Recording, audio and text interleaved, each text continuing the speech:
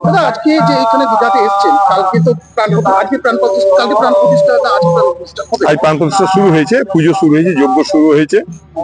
মূলত যে লোককে যে নিমন্ত্রণ করা হয়েছে সেই লোক কি এসেছে?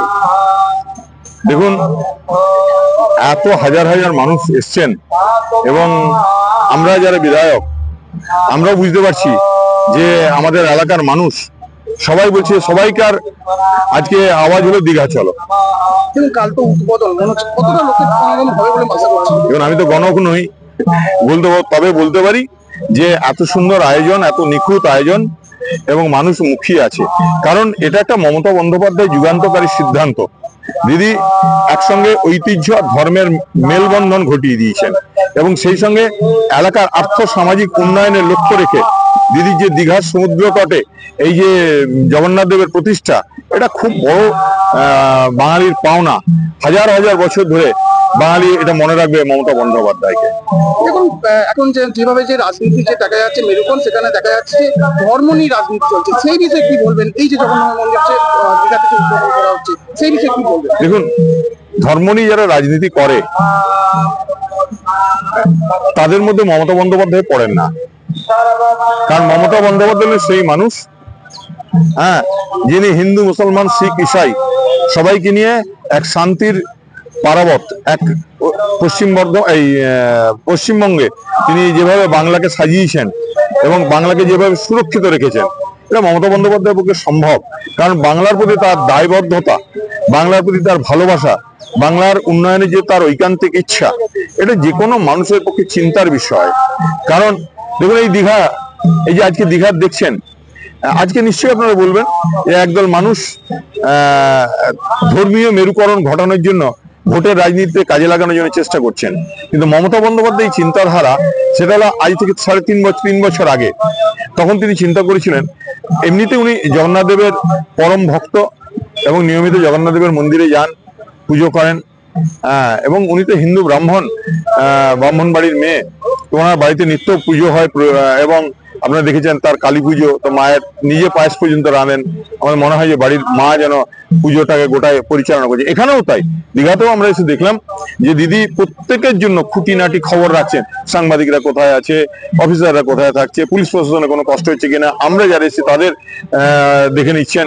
সাধারণ মানুষের যাতে কোথাও রাস্তায় অসুবিধা না হয়, রাস্তায় রাস্তায় টয়লেট করা হয়েছে, রাস্তায় রাস্তায় আপনার জলের ব্যবস্থা করা হয়েছে এবং কোনো মানুষের যাতে অসুবিধা, এই যে করেছে এগুলি যাতে মানুষের রোদ না লাগে প্রচন্ড গরমে, এটা দিদির পক্ষে সম্ভব।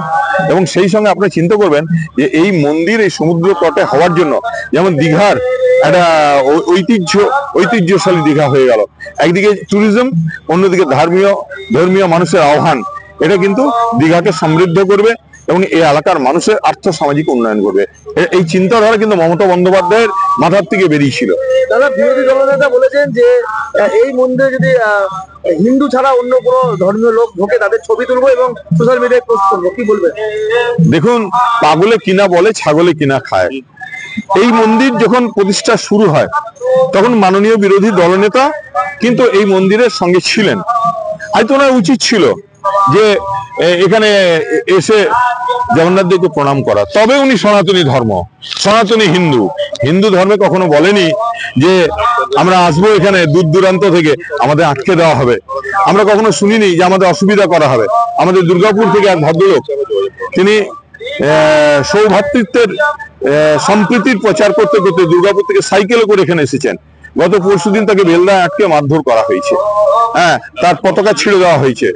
সে কিন্তু ভারতীয় জাতীয় পতাকা লাগিয়ে রেখেছিল এবং তার গায়ে একটা গেঞ্জি ছিল, সেখানে দিদির ছবি দেওয়া, সেখানে লেগেছিল, দিদি তোমার এই দীঘায় জগন্নাথ দেবের প্রতিষ্ঠা, তোমাকে অনেক শুভেচ্ছা।